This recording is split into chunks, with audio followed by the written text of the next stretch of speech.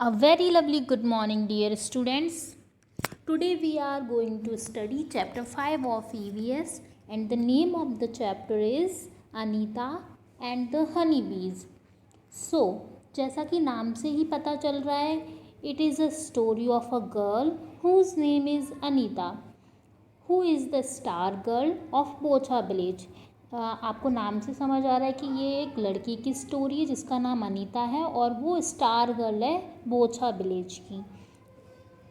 Star girl वो होती हैं जिसकी स्टोरी, जिसकी लाइफ जर्नी दूसरी गर्ल्स के लिए मोटिवेशनल हो, जिसकी लाइफ जर्नी दूसरी लड़कियों को इंस्पायर करे कुछ ग्रेट करने के लिए, कुछ अच्छा अचीव करने के लिए अपनी लाइफ में. तो जो अनीता की स्टोरी है, जब हम अनीता की स्टोरी दूसरी लड़कियों को सुनाएंगे तो वो मोटिवेट होंगी, वो इंस्पायर होंगी कुछ अच्छा करने के लिए अपनी लाइफ में. तो अनीता की लाइफ का मेन गोल, मकसद उसकी लाइफ का है to get a higher education, यानी प्रॉपर एजुकेशन वो अपनी लाइफ में चाहती है. वो पढ़ना लिखना चाहती है और अपनी लाइफ में कुछ अचीव करना चाहती है. She wanted to get a higher education in her life and wanted to become a better person. तो उनकी जर्नी एक छोटे से गांव से स्टार्ट होती है जहाँ के लोगों का मानना है कि girls education is waste of time and waste of money. उनका मानना है कि लड़कियों को पढ़ाना सिर्फ टाइम वेस्ट करना है और मनी वेस्ट करना है. सिर्फ लड़कों को ही पढ़ाना चाहिए, लड़कियों को पढ़ाना नहीं चाहिए. लेकिन जो अनीता है वो पढ़ना चाहती है. She wanted to get a higher education. Now children, what is education? Education क्या है? What is the meaning of word education? Education word का मीनिंग क्या होगा? तो अगर हम एक डेफिनेशन के थ्रू जाने तो डिफ़ाइन करें एजुकेशन वर्ड को, so that is gaining of knowledge, ज्ञान की प्राप्ति करना. एजुकेशन क्या है? ज्ञान की प्राप्ति करना, gaining of knowledge. So education play a vital role in humans life. So why education is important? Education इतना important क्यों है? Because it provides us knowledge, skills, new techniques, information, enable them to know their rights and duties towards their children, towards their families, towards their society as well as their nation. तो education important इसलिए क्योंकि हमें knowledge मिलती है, हम बहुत सारी skills, कौशल सीखते हैं, टेक्निक्स, न्यू टेक्निक्स हमें समझ आती हैं, इन्फॉर्मेशन मिलती है, हम काबिल बनते हैं, हम अपनी ड्यूटीज़ को जानते हैं कि हमारे क्या ड्यूटीज़ हैं हमारे बच्चों के लिए, हमारी फैमिली के लिए, हमारी सोसाइटी के लिए और हमारे नेशन के लिए. शिक्षा जो है वो हमें सभ्य बनाती है, हमें शिक्षित बनाती है और हमारे अंदर आत्मविश्वास, सेल्फ कॉन्फिडेंस बढ़ाती है, आत्मनिर्भर बनाती है. हमें पता लगता है कि हमें हमारे राइट्स क्या हैं, हमें कैसे समाज में रहना है, हमें क्या क्या करना चाहिए, क्या हमारे लिए सही है, क्या गलत है. ये सारी चीज़ें हमें एजुकेशन से समझ आती हैं. इन सब की नॉलेज हमें एजुकेशन देता है. इवन जो हमारी जॉब्स हैं, इवन जो हमारी स्किल्स हैं, वो सब चीज़ें डेवलप होती हैं एजुकेशन से. एक प्रॉपर एजुकेशन की वजह से हम अपने आप को स्थापित करते हैं एक अच्छी समाज में. एजुकेशन इतना इम्पॉर्टेंट है कि इसके लिए हमें राइट दिया गया है, हक दिया गया है. ये हमारा राइट है कि हमारे कॉन्स्टिट्यूशन में आर्टिकल 21 में जो है फंडामेंटल राइट ऑफ एजुकेशन है, उसमें ये बताया गया है कि right of free and compulsory education for a child क्या है और क्यों इम्पॉर्टेंट है. इसमें ये है कि 6 से 14 साल की उम्र के जो बच्चे होते हैं उन्हें फ्री एजुकेशन दिया जाएगा गवर्नमेंट की तरफ से, और कंपलसरी एजुकेशन हर बच्चे के लिए, हर बच्चे का हक है, राइट है कि वो 6 से 14 साल फ्री एजुकेशन प्राप्त करे, गेन करे गवर्नमेंट की तरफ से. जैसे कि आपने सुना होगा साक्षरता अभियान चलता है, तो उसमें यही बताया जाता है कि पढ़ाई करना कितना ज़रूरी है, शिक्षित होना ज़रूरी है.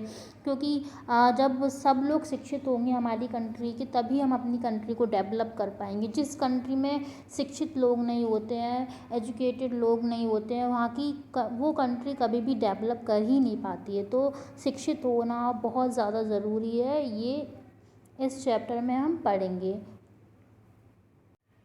So now we will begin the chapter Anita and the Honeybee. My name is Anita Kushwa. I live in Bocha village. This is in Muzaffarpur district in Bihar. I stay with my parents and two younger brothers. I study in college. Besides studying, I teach young children. I also keep honeybees.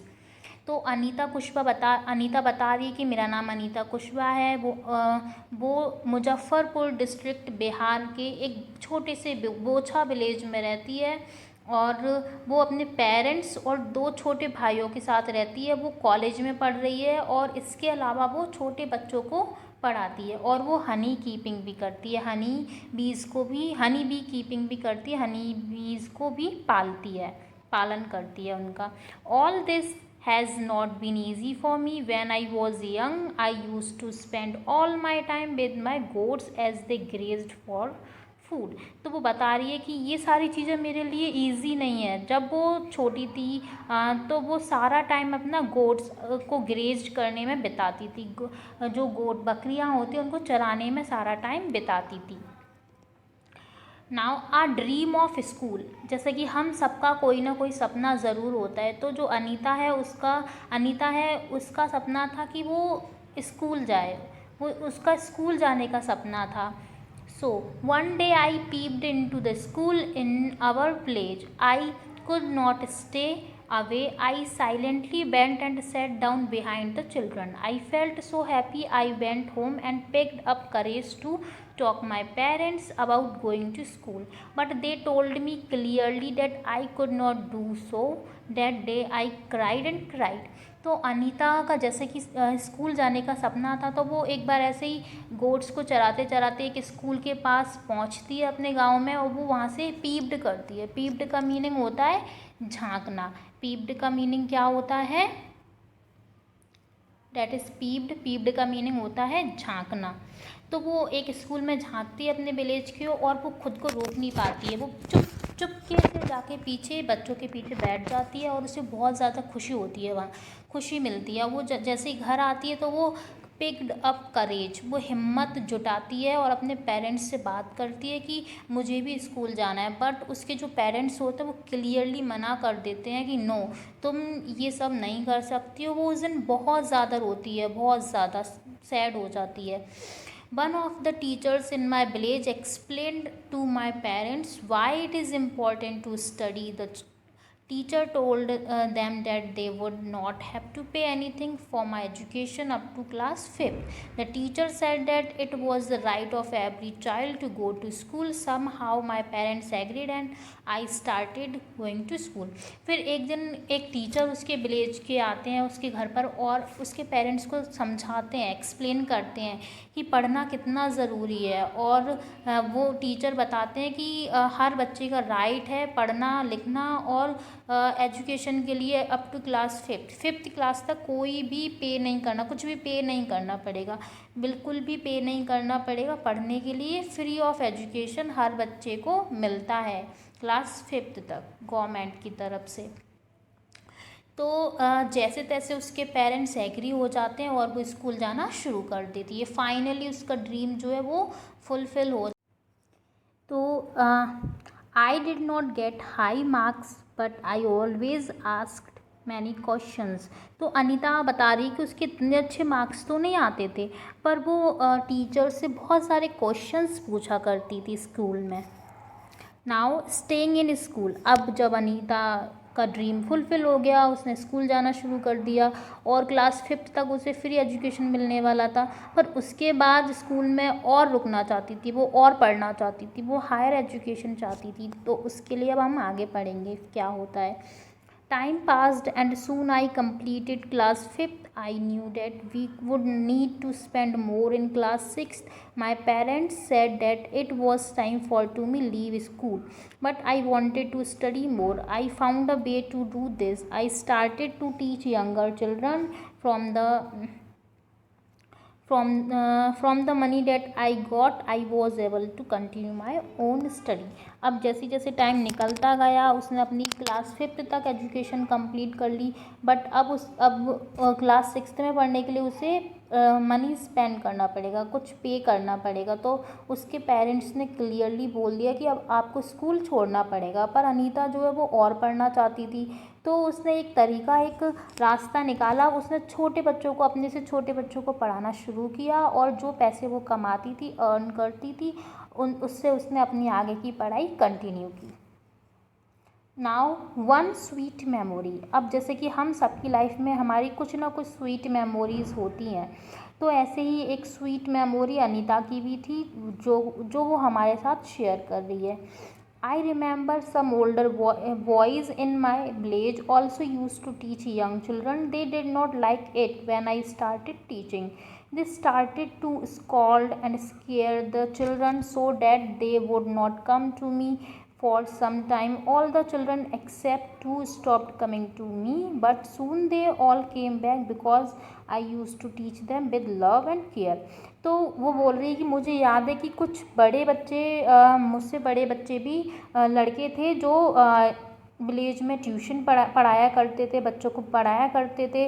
तो जैसे मैंने start किया छोटे बच्चों को पढ़ाना, उनको ये बात पसंद नहीं आई। वो जो बच्चे मेरे पास पढ़ने के लिए आते थे वो उन्हें स्कॉल्ड करते थे, स्केयर करते थे। स्कॉल्ड मीन्स होता है धमकाना एंड स्केयर मीन्स होता है डराना। डराते थे, धमकाते थे कि उसके पास ट्यूशन मत जाओ, हमारे पास आओ। धीरे धीरे कुछ बच्चों ने तो ट्यूशन आना बंद भी कर दिया, सिर्फ 2 बच्चे उसके पास फिर भी आते थे। तो फिर धीरे धीरे वो सारे बच्चे वापस आ गए, क्योंकि वो हमेशा बच्चों को प्यार से पढ़ाती थी और लव और केयर से पढ़ाती थी। तो ये उसकी लाइफ की एक स्वीट मेमोरी है। Slowly I started talking to other parents and in the village about sending their daughters to school. My parents also started helping me in my work. My mother used to do all the housework so that I could get more time to study. अब धीरे धीरे उसने और जो गांव के parents थे, अब उनकी डॉटर्स, उनकी लड़कियों को पढ़ाने के लिए वो बात करने लगी, मोटिवेट करने लगी उन्हें, और ताकि वो अपनी डॉटर्स को पढ़ने के लिए भेजें। और उसके जो पेरेंट्स थे वो भी उसकी हेल्प करने लगे। उसकी माँ घर का सारा काम करती थी और ताकि वो अपनी पढ़ाई को ज़्यादा टाइम दे सके। From school to bee keeping, जैसे कि अब उसका ड्रीम फुलफिल हो गया। अब वो बच्चों को पढ़ाती थी और साथ में अब वो स्कूल के साथ बी कीपिंग, हनी बी को कैसे पालेगी, वो सारी चीज़ें हम पढ़ेंगे। Now there are many lychee trees in our area. Honey bees are attracted to the lychee flowers. Many people do beekeeping and collect honey. I thought that I could also do this. I joined a course run by the government to learn about this. I was the only girl in this course. During my training, I found that honeybees lay their egg from October to December. This was the best time to start beekeeping. अब जैसे कि वो उसके area में, उसके जो गांव में बहुत सारे लीची ट्रीज़ हुआ करते थे, तो जो हनी भी है वो लीची ट्री से बहुत अट्रैक्ट होती है, उसके फ्लावर से। तो जो बहुत सारे लोग उसके गांव में थे वो बी कीपिंग करते थे, हनी को कलेक्ट करते थे। और उसके दिमाग में एक बात आई, ये थॉट आया कि क्यों ना वो भी ये वाला काम स्टार्ट करे। उसके गांव में एक गवर्नमेंट ने कोर्स चलाया था हनी बी कीपिंग को सीखने का, तो उसने इस कोर्स को ज्वाइन किया। वो एक अकेली लड़की थी जो इस काम को सीख रही थी और बाकी सारे लड़के थे। तो उसकी जो ट्रेनिंग थी हनी बी कीपिंग सीखने के दौरान, तो उसने एक बात सीखी कि जो हनी बी होते हैं वो अक्टूबर टू दिसंबर सबसे ज़्यादा एग ले करते हैं इस टाइम पर। तो जो बी कीपिंग का काम होता है वो इस टाइम पे स्टार्ट करना सबसे ज़्यादा बेस्ट होता है। तो अब एक सीक्रेट वो अपना बता रही है। A secret, I learned how to ride a motorcycle. I did not tell anyone. I fell down and got hurt many times but I was happy. अब वो अपना एक सीक्रेट शेयर कर रही है कि उसने एक बार कोशिश की मोटरसाइकिल चलाना सीखा उसने, और कई बारी वो गिरी भी, उसे चोट लगी, पर वो बहुत ज़्यादा खुश है कि उसने एटलीस्ट ट्राई किया। सो नाउ अब वो जब उसने बी कीपिंग का काम सीखना शुरू किया, now becoming a bee keeper, अब वो बी कीपर बन चुकी थी. So I completed my bee keeping course but I did not have money to keep my own bees and start work. I continued to teach and with time could collect rupees 5,000. With this money I bought 2 boxes for keeping bees.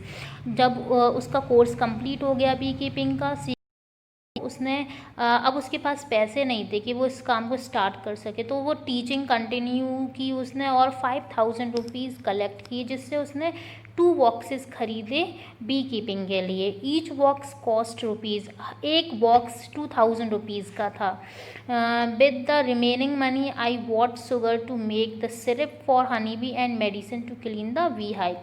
अब उसने जो पैसे बचे उससे sugar ख़रीदा ताकि वो syrup बना सके हनी बीज के लिए, और मेडिसिन ख़रीदी ताकि वो बी हाइव को क्लीन कर.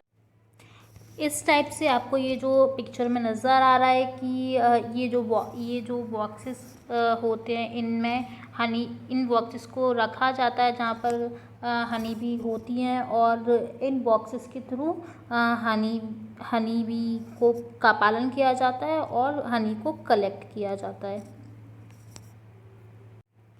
That was in September. By December, I had so many bees that I had to buy 2 more boxes. I was still learning about beekeeping. Many times the bees would sting me, and my hands and my face would get swollen. It would pain a lot. How could I complain to anybody? I myself had decided to do this work. तो सितंबर से दिसंबर के बीच में उसके पास बहुत सारी बीज हो चुकी थी, तो उसने जो पैसे अर्न किए उनसे 2 बॉक्सेस और ख़रीदे, और वो अभी भी सीख रही है हनी बी कीपिंग का काम.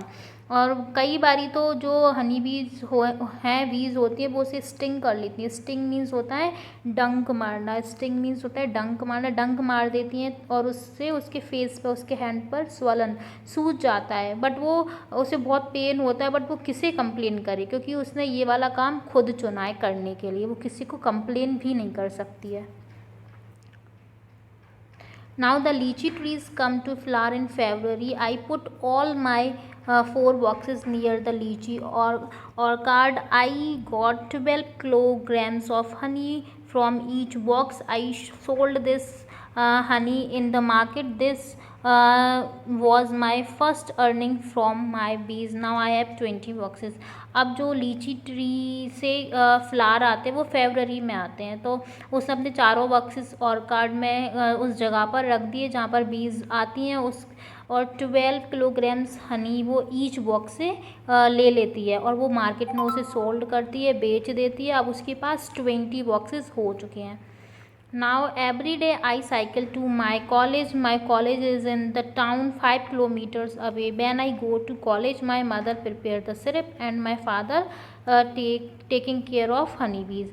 अब वो डेली साइकिल से अपने कॉलेज जाती है, और कॉलेज 5 किलोमीटर्स दूर है उसके घर से, और जो जब तक उसकी मदर सिरप बनाती हैं बीज के लिए, और उसके फादर टेकिंग केयर मीन्स जो हनी बी पालन का काम है वो देख रेख करते हैं उसका.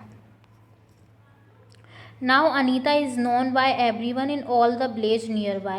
She goes to all the village meetings and talk about how important it is for everyone to study. Sometimes people make fun of her, but Anita knows what she want to do. She does exactly what she want to do.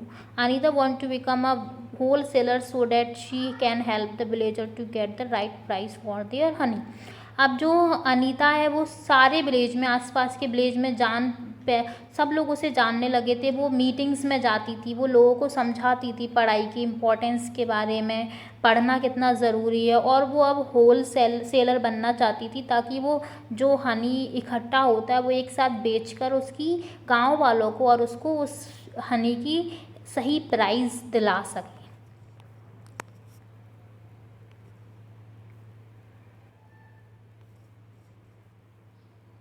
Every beehive has one queen bee that lay eggs. There are only a few males in the hive. Most of the bees in the hive are worker bees. These bees work all the day that make the hive and also look after the baby बीज। अब जो हर एक B hive में एक queen B होती है जो egg lay करती है, और वर्कर्स भी होती हैं वो सारा दिन काम करती हैं, वो फ्लावर से नेक्टर लेकर आती हैं, और वो जो बेबी बीज होते हैं उनको भी संभालती हैं। और मेल भी, जो मेल भी होता है उनका कुछ ज़्यादा इम्पोर्टेंट काम नहीं होता है। They fly around flowers in search of nectar, they collect nectar from flowers for honey. When one bee finds flowers with nectar, it does a special kind of dance by which the other bees can know where the nectar is. The worker bees are very important for the hive. अब जो वो सारा दिन जो बीज होती है वो इधर उधर घूमती हैं, और नेक्टर, नेक्टर मीन्स होता है जो रस होता है फ्लावर में से जो निकलता है जिससे वो हनी बनाती हैं, उसको नेक्टर कहा जाता है। तो उसको कलेक्ट करने के लिए इधर उधर घूमती हैं, और जैसे ही किसी भी एक बी को फ्लावर्स मिल जाते हैं जिनमें नेक्टर हो, तो वो एक अलग टाइप का डांस करना शुरू कर देती है। आपने कई बार देखा होगा, पूरी तरह से घूम जाती हैं और वो अलग टाइप का साउंड निकालती हैं, डांस करती हैं, ताकि जो अदर बीज होती हैं उनको पता चल जाए कि यहाँ पर नेक्टर है, और सारी बीज वहाँ आ जाती हैं नेक्टर के लिए। अब जो वर्कर भी होती हैं उनका इम्पॉर्टेंट रोल होता है वी हाइव में, वो पूरा दिन नेक्टर खोजती हैं और हनी बनाने का काम करती हैं। Without worker bee the would neither hive और nor any nectar collection. All bees in the hive would go hungry. The male bees have no special role. तो जो वर्कर भी होती है उनका मेन रोल होता है वी हाइव में, अगर वो नहीं होंगी तो ना तो नेक्टर कलेक्ट होगा ना कोई हनी बनेगा। The male bee have no special role as worker. तो जो मेल भी होते हैं उनका कुछ इम्पॉर्टेंट काम नहीं होता है बी हाइव में।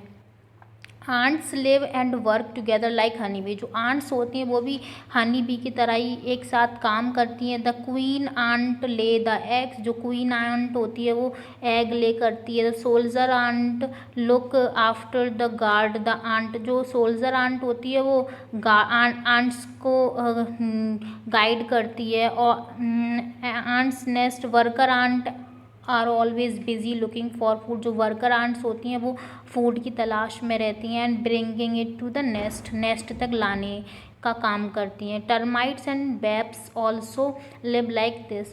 जो टर्माइट्स होते हैं और बाकी सारे कीड़े मकोड़े इंसेक्ट होते हैं वो भी इसी तरह से काम करते हैं। ये देखिए कि ये हैं आंट्स, इस तरह से आंट अपना काम करती हैं सारे दिन। So here the chapter ends. I hope you have enjoyed this story. Thank you.